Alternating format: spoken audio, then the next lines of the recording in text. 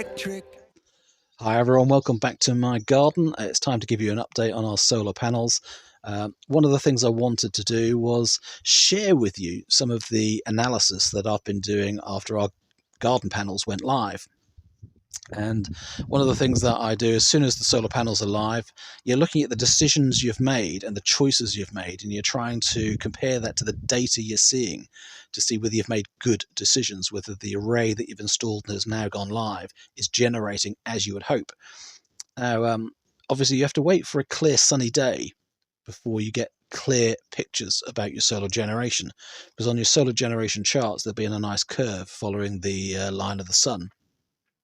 The amount of generation you're going to get on a clear sunny day, it'll be a nice smooth curve. That curve will be easy to interpret.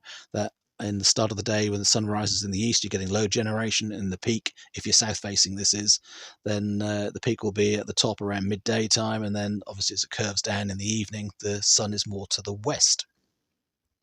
So that curve is easy to interpret, and that's what I want to look at, the different curves that I'm seeing for the different arrays we've got. We've got 4 arrays now. We've got the garden solar, 6 panels, 2.4 kilowatts facing south.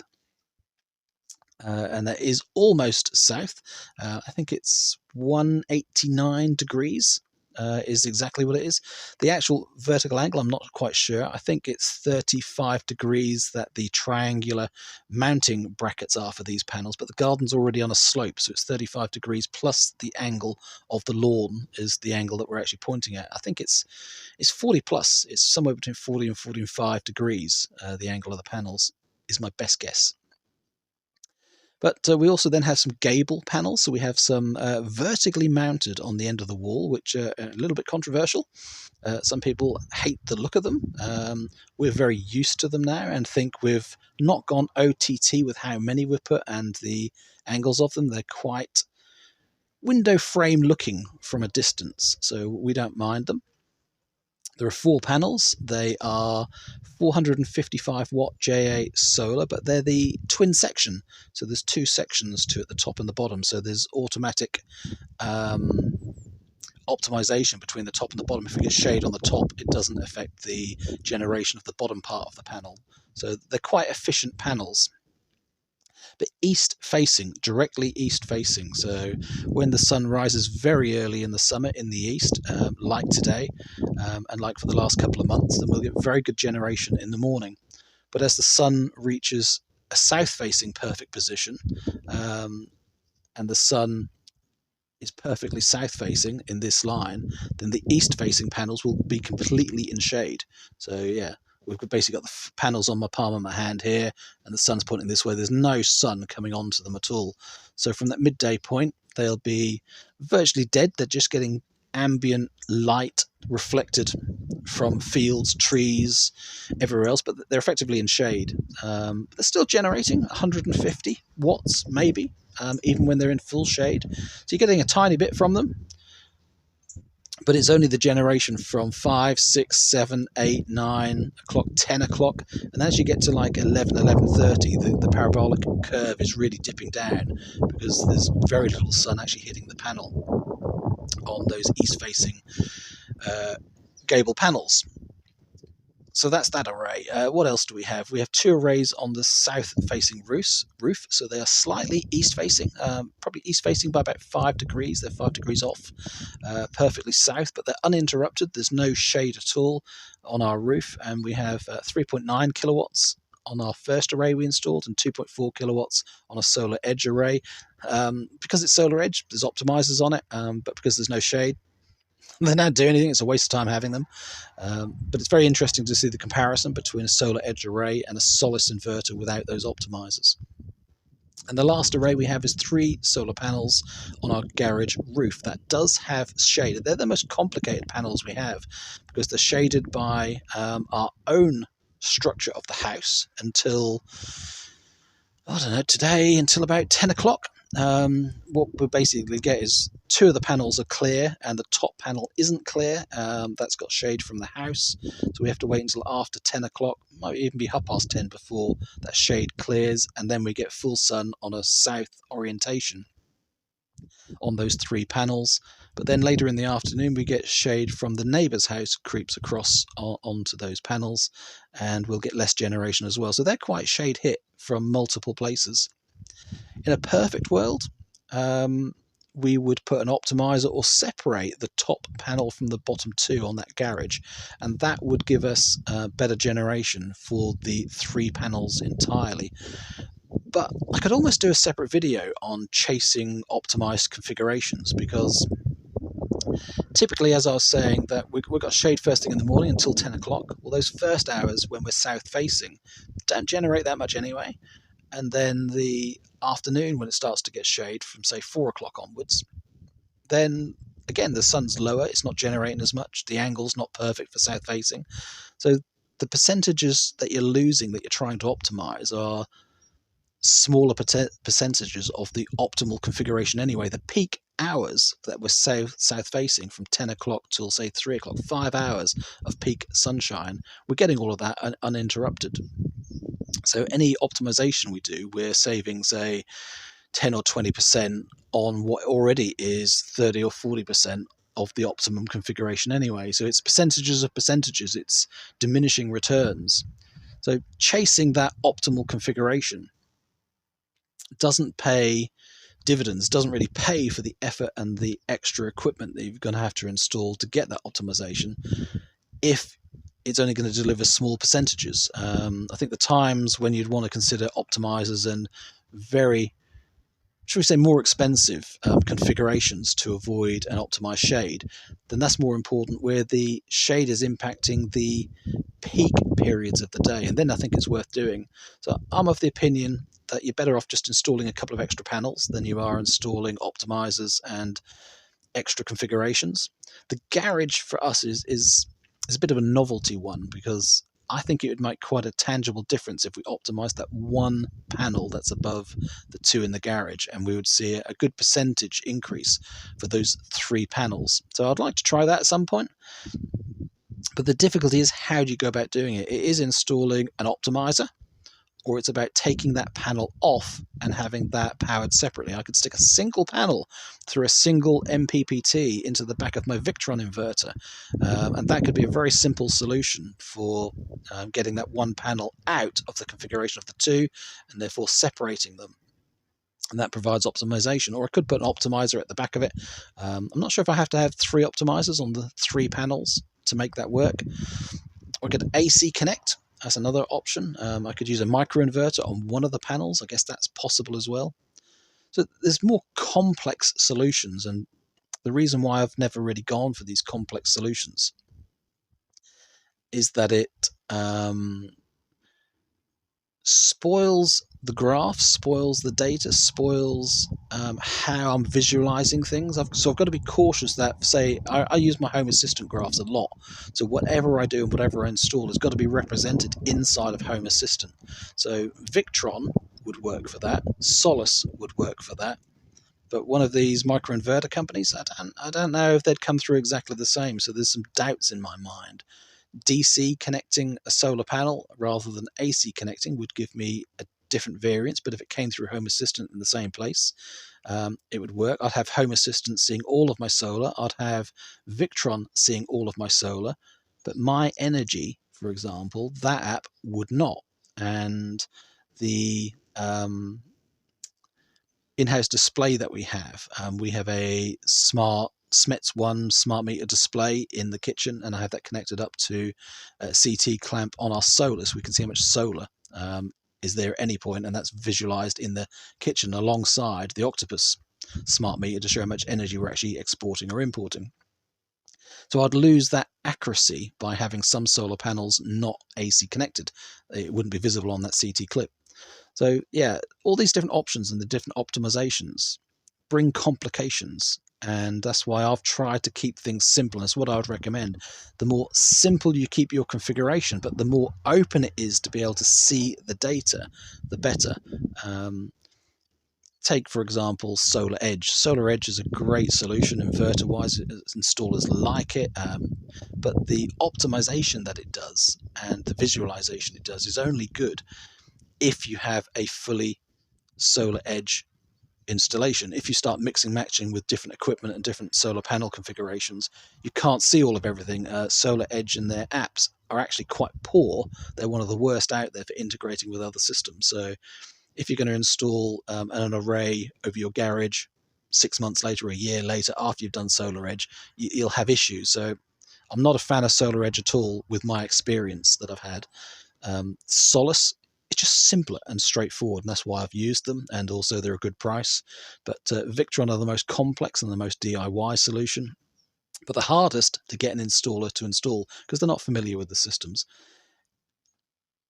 Anyway, so over to the stats. I've talked far too long about our configurations, but hopefully useful discussion anyway.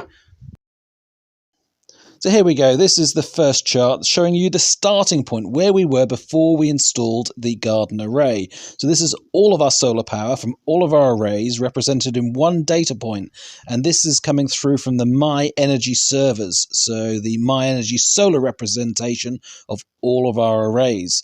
And as you can see, it starts in the morning there around 6 o'clock. 7 o'clock we're up to 1.5 to nearly 2 kilowatts. 9 o'clock we're up to 4 kilowatts. Just before 10:30 there's that bit of a spike, and as I said, that'll be the garage panel just coming online, something like that.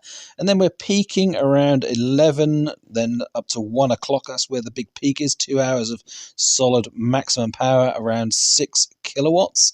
This is on quite a hazy day.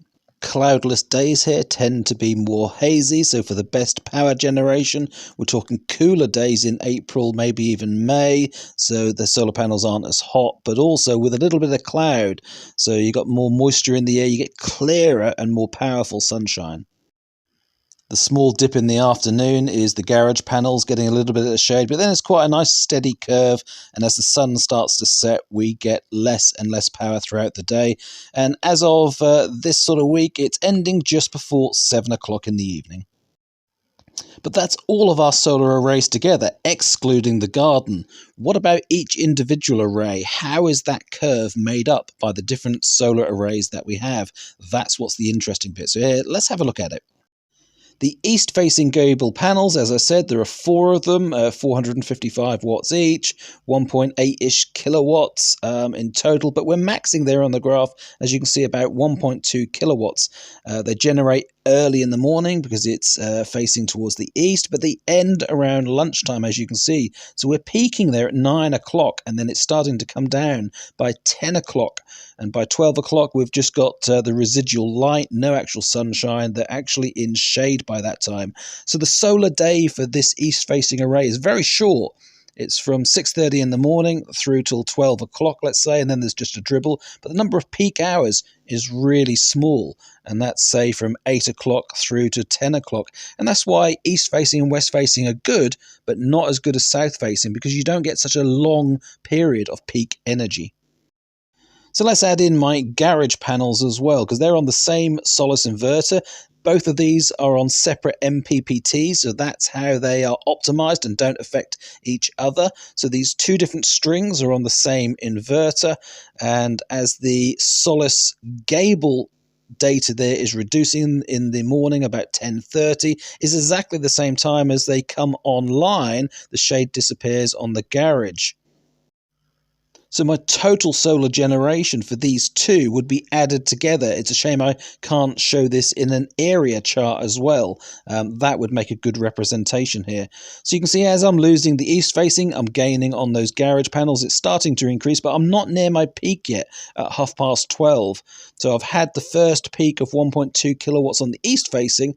I'm going to get a very similar 1.2 to 1.4 kilowatt peak again later on, and it's only going to be with 100 or 200 watts from the east-facing gable, but I'll get 1100 watts from those 3 panels. They're about 370 watts per panel, so that's about the maximum I'm going to get. So you can start to see how those 2 little bits of array provide solar energy for me, and then mix into that overall chart, which let's have a quick look at that again. The graph definitely looks smoother when all of the solar is added together. You can hardly see those different arrays having an effect on our solar energy, apart from that kick up at 10:30. Now let's add the solar edge array in. So that's 8 panels, 300 watts each, 2.4 kilowatts, and south facing. So again, this is the yellow line that's there, and because it's 2.4 kilowatts, it's going to rise higher on the chart and generate more power. Right at the right hand side of the yellow, you can see there it is getting to 2 kilowatts. So by 12:30, we're getting to the peak where we are maximizing. 12 o'clock, sun's at its highest, directly south facing, working very well. But it's not generating as much early in the morning as the east-facing gable. It's very interesting that that bigger array with twice as much power capability is only equaling the power of those 4 gable panels by about, what's that, 9:15 in the morning. And obviously doing a lot more than those garage panels, even though they're all south-facing, because they're in shade. The garage panels are in shade, the solar edge panels are not, and that's going to be part of the smoother line. The solar edge and the solis inverter on the roof, that's what creates the nice solar curve for us, because it's mostly south-facing. Interesting point here is the more blocky nature of this yellow line. It's not as granular, is it? So solar edge isn't updating as often on this app versus the solar edge arrays. Adding in our other solis array that's south facing on the roof, that's got the most solar panels in that array, 3.9 kilowatts. Obviously it's going to rise the highest and peak about 3.6, 3.7 kilowatts. And yep, right now we're getting to that peak at about 12:30, 1 o'clock. But you can see the difference between the solar edge yellow and the blue now of this larger array, and the extra proportion we get. The area that it fills on this chart, that's what's providing the kilowatt hours. So you can really see now that the purple is generating a smaller amount of area, a smaller amount of kilowatt hours. That's probably about 3.5, maybe even 4 kilowatt hours in total for the area that's being filled. Power over time equals the kilowatt hours. And then the blue is not generating very much at all. So those garage panels aren't providing many kilowatt hours for us. The bulk of the kilowatt hours that we get are coming from the south-facing arrays. So that's the yellow and the blue lines, but the area below them, that's where you can tell how many kilowatt hours are being generated. So, for example, the light blue at the bottom, as a percentage of the area of this sort of chart, is a much smaller percentage than all the rest, isn't it? So you can see at the moment in the morning, that garage array is generating very little proportionately. But it is only 3 solar panels. It's just 370 watt panels, 1.1 kilowatts maximum power. So you wouldn't expect it to generate a huge amount, but it's nice to see the proportional representations on these graphs as to what's providing how much power for us. So finally, we get there in the end. Let's add in my new garden panel. So that's Solis Garden, the orange line. Very interesting. It's south facing, isn't it? Almost the same angle as the roof, but the roof is slightly east facing, so you can start to see the difference between the yellow and the orange line there. That the east-er facing solar edge array is generating a little bit more first thing in the morning, but then we seem to be catching up, don't we, and going ahead by lunchtime. So the garden array, 2.4 kilowatts, is exactly the same as that solar edge array, and that's why it's following such a very similar line. So doing very, very well at the moment. Removing all the other inverters so we can just look at the garden array versus the solar edge array, both 2.4 kilowatts.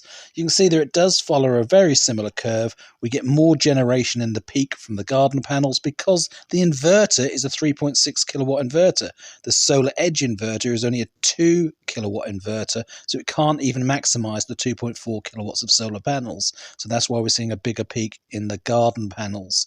But then, yeah, as the sun comes around to the west side, we have some very large trees in the garden, and we get complete shade over those solar panels very quickly from just after 2 o'clock at the moment.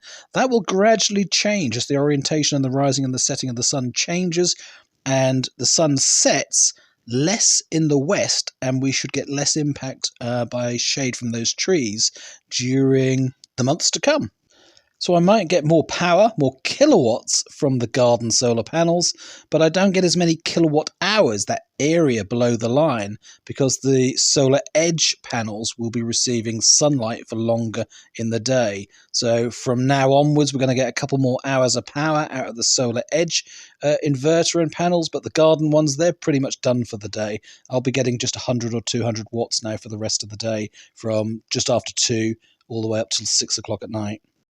Now here's all the arrays added back in, plus the actual data, so I can see instantaneously every 5 or 10 minutes this updates what the kilowatts are per array, as well as those charted lines. So yep, the blue line is obviously our largest array, 3.68 solis inverter. That's producing the most power at the moment, 2.8 kilowatts. The garage is producing 779 watts from just 3 panels, so that's doing really well. The gable with the 4 panels, just 197 watts. The garden panels, just 282 watts. And the solar edge, yeah, because they're in full sunshine, 1.494 kilowatts. So yeah, add all those together and you've got a decent number. So even those 200 or 300s here or there, they all add up. So all these different arrays, as you can see, it's a mixture of numbers and graphs there, but it all ends up in the same melting pot and produces this.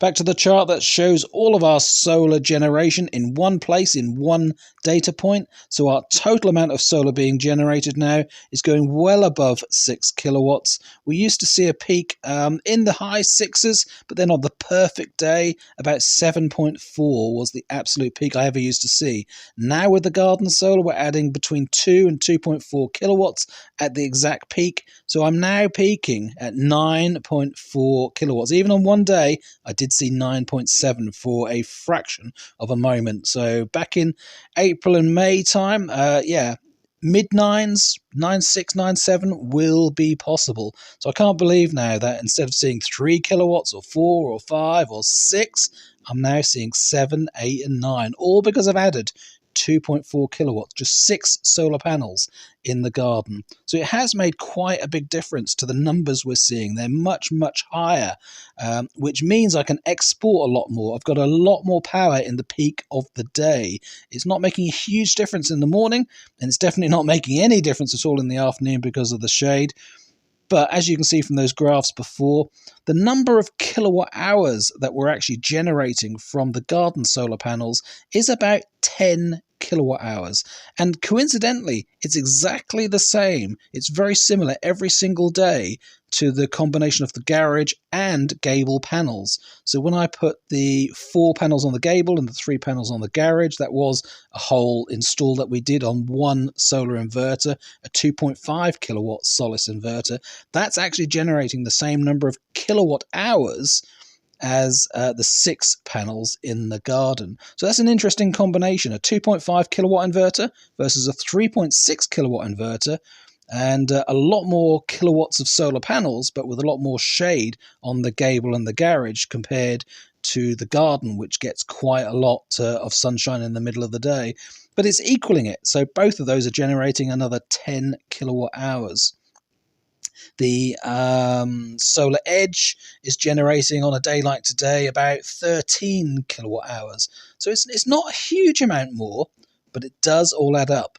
13 kilowatt hours for solar edge, 10 for the gable and the garage, another 10 for the garden. Yep, they are really adding up to a decent number now. So instead of peaking in the mid-50s on the perfect day, we might now be peaking into the mid-60s. One of the thoughts, though, is this too much power? Is this too many kilowatt hours? Too much kilowatts? Too many solar panels? I don't think so. I mean, I could sort of laugh and say you can never have enough power and never have enough solar panels.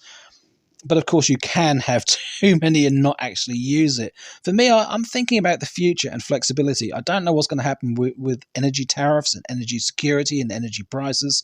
So the more solar I have, the more independent I am. The more solar I have, the more capability I have of doing things. Self-consuming and charging our car on the Zappy from just solar now will be so easy with 3, 4, 5, 6, 7, 8 kilowatts of power available to do the charging and still have some left to run the base load of the house. It's going to be much easier to do those things.